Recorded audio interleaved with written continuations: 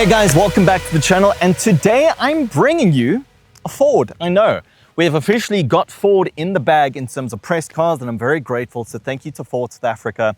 This is the Ford Ranger XLT, and if you have been living under a rock and you notice that it looks a little bit different, you should probably get outside more, probably try to get a little bit of sunlight. But anyways, let's jump right in. Thanks for tuning in. My name is Shane Assad, and you're watching my review of the Ford Ranger XLT. One thing with the XLT, and it took me a while to figure this out, is that there are so many different variations. So this is the 4x2 variant, meaning it's only rear-wheel drive. There's no four-wheel drive system in this one. Cost of this is 681,500 Rand, so it's actually really not that bad. It's then powered by a 2-liter turbocharged diesel engine. Now, it's purely a single turbo. This is not the bi-turbo version. The single turbo version produces 125 kilowatts as well as 405 newton meters of torque. And that's pretty impressive, actually. So not bad. Now, in terms of the side profile of the Ford Ranger, I always try to give reference. I'm 5'7". Yeah, I'm wearing kind of chunky boots at the moment, but it's still taller than me. This has forward standard suspension. So the Raptor has the Fox Racing suspension. We also have 17-inch wheels with Continental cross-contact tires. So these tires are great because they're perfect for road and a little bit of dirt. I wouldn't recommend you go overlanding or do anything ridiculous with this. When you get a Raptor, definitely slap on some BF Goodrich all-terrain tires. Those are just fantastic. But anyways, we do have, of course, a side step. Then another interesting thing that Ford have actually done is over here, they've put a little step to make it easier to climb into the back. That's well thought of, because you typically struggle with having your foot on the tire and climbing over, and typically half the time you fall down or hurt yourself. Now there's a physical step. Well thought of. Now, the nice thing about the Ranger is that it's a good old-fashioned bakkie. There are no gimmicks with regards to the tailgate. It just works the way it is. This one, of course, does have rubberizing already, but there are actual dedicated little spots on the tailgate for you to put a beer or a drink. You can sit back and chill. And another thing, if you actually pay very close attention, there are spots throughout the bed itself as well as on the tailgate for you to actually place a clamp. And there is a physical tape measure running a whole way along the side of the tailgate to make this a bit of a workbench if you are someone that needs this as a company vehicle. And it's just very utilitarian, and it kind of makes sense. It really is a workhorse. And in speaking of being a workhorse, the towing capacity of this bad boy is 3.5 tons. That's insane, 3.5 tons. And it can carry a weight of about 950 odd kilograms. So the inside of the XLT. First things first, I love the new design of all the Ford Rangers, especially the interior. It looks great. The steering wheels are pretty much all the same. I think there are probably a couple of small differences between the steering wheel as well as the Wild Track and the Raptor. You probably have paddles at the back to change gear. But anyways, there is a fair amount of leather in the car. Let's not forget this is one of the entry-level models, so we do still have some plastic here and there. There's an awesome central infotainment screen, which works pretty well. There is, as well as wireless Apple CarPlay and Android Auto.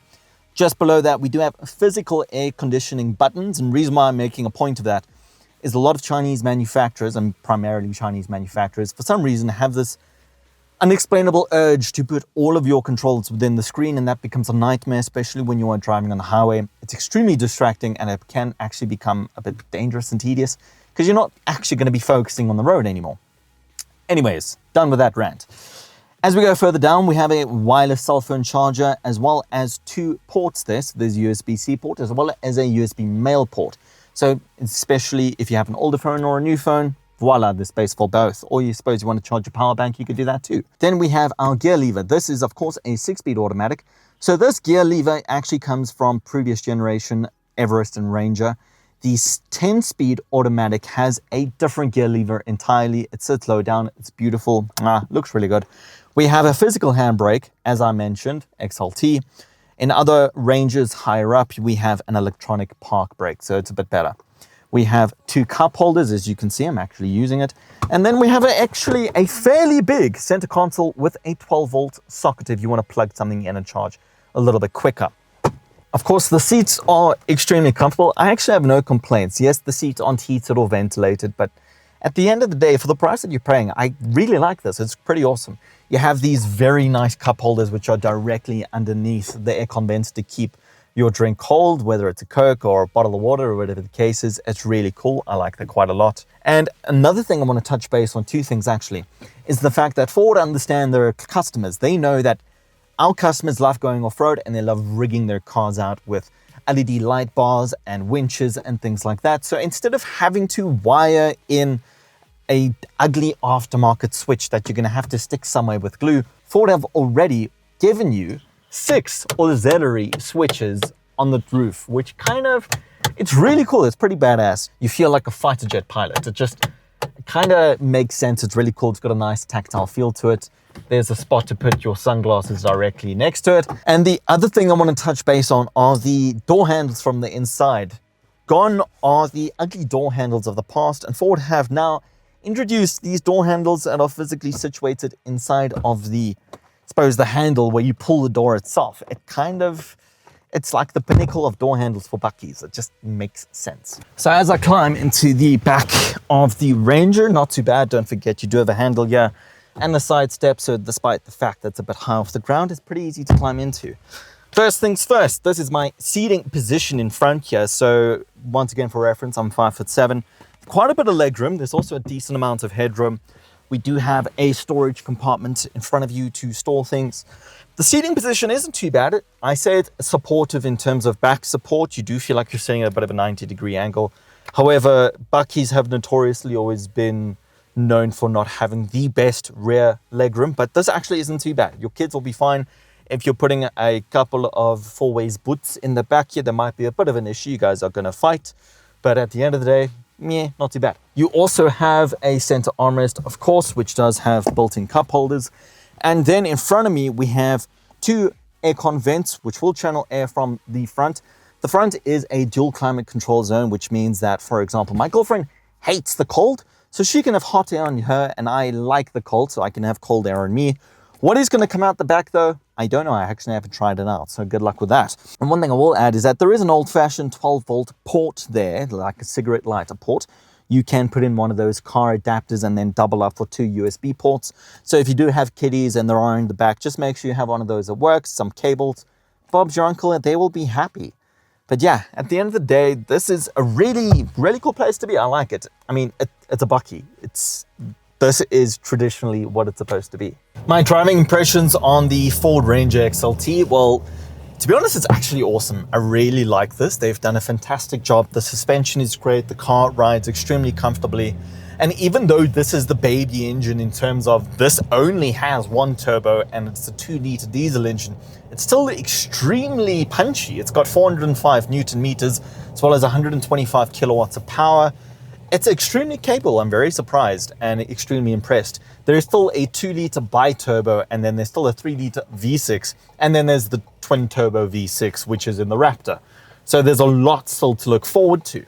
But in terms of just like everyday use, I'll be honest, I've got another press car on test at the moment. I won't say what, but I've barely driven the thing. I love this. This is so good. They've done a fantastic job, and there's a cool factor about this Ranger. There's a cool factor about the Ranger in general, especially the new generation. I don't know if it's the fact that it's now beefy and big and like Americanized, but it probably isn't, but it's just a really awesome bakkie to drive. You want to get into it and you just want to go. You don't care where you want to go. You don't care if there's a road either. You'll drive on dirt or mud or whatever. You just want to go. And it's just awesome. I've had 0 complaints with regards to living with us the past few days. I think the only thing I will say is that it's very long, so it doesn't fit in my garage, unfortunately. So it literally has been sleeping outside. Another thing I will say, apologies up front if you think that I film all of my cars dirty. I actually don't. It rained terribly yesterday, and the car once again slept outside, and yeah, it's pretty dirty. So sorry about that. But in terms of throttle response, foot flat, yes, there is turbo lag. Of course there is turbo lag. Number 1, it's a diesel. Number 2, there's only 1 turbo. So yes, there is turbo lag, unfortunately, but it's not too bad. In terms of fuel consumption, look, you'll get average about 10 liters per 100 kilometers. You could probably do less if you're doing like proper highway driving, long distance driving.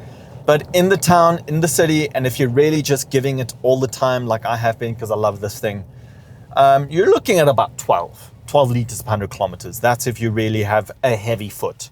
So yeah, just a heads up there. And also don't forget, this is the 6-speed automatic. So the 10-speed will be more economical, especially on the highway, higher gear, low RPM. That's where the 10-speed is going to come in handy. In terms of steering response, it's actually pretty good. This does have hydraulic steering. It's what it feels like. So steering is great. The brakes are also very good. They're kind of progressive, which is not too bad. And even though this is a very big vehicle, it's a huge bakkie, you do feel the size, but not too badly. You really don't. It's actually quite easy to maneuver this around, especially with a 360-degree camera system. It does make a huge difference. But yeah, do I think this is worth the price tag of 681,500 Rand? I do. I really do, especially considering all the car or bakkie that you're getting for the price. Yes, this is the baby in terms of the single turbocharger 2-liter diesel engine, I understand, but it's a hell of a lot of car you are getting for the price. Car, pickup truck, ute, bakkie, whatever you want to call it. Same, but different. It's a lot you are getting. So what I recommend is, yeah, definitely, for sure. If you want to get into a Ford Ranger, the XLT is a great place to start. Another awesome thing about the XLT is the sound system's actually pretty damn good. No, it's not a Bang & Olufsen. Bang & Olufsen you'll find in the Raptor and I think a couple of other variants, but here there isn't anything specific, but it's actually very good. If you adjust your settings within the equalizer, fantastic, works well.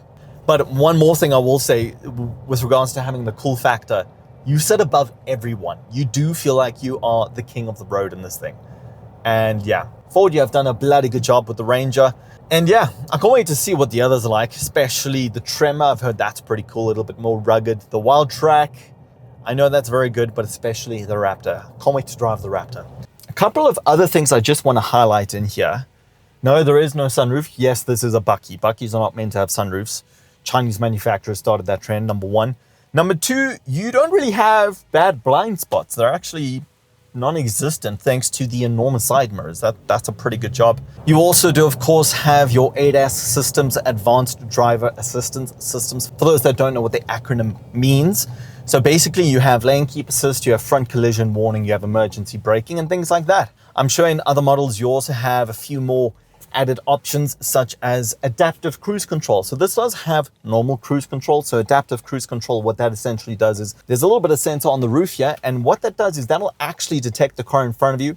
It'll keep the safe distance between you and the car in front of you while actually keeping the same speed. So that's fantastic. So what does also then happen is that when another car turns in front of you to join the same lane, this car will then brake to ensure, of course, a safe following distance. That's a little bit intrusive, I'm not gonna lie, but it's just the way the system works, and it does in every car this day and age. So it's one of those things. Adaptive cruise control is a very nice thing to have. It helps with fuel consumption and just makes the drive a hell of a lot easier. Of course, you can turn a lot of these functions off, especially lane keep assist. Lane keep assist is easily one of the most annoying things. Personally speaking, as a driver, it's not a fun thing to have, but it does come in handy, especially with a big car like this. It really does make the difference. But guys, if you did get this far in the video, I do just want to say thank you so much for watching. I really do appreciate the support. If you can do me a solid and hit the like button as well as the subscribe button below, goes a long way. If you enjoyed this video, please share it with a friend. If someone's looking for a Ford Ranger or if they're considering buying one over any other bakkie, especially a Chinese vehicle or a Hilux, who knows? Also, random question, what do you prefer? Ford Ranger or Toyota Hilux? It is the debate of the century.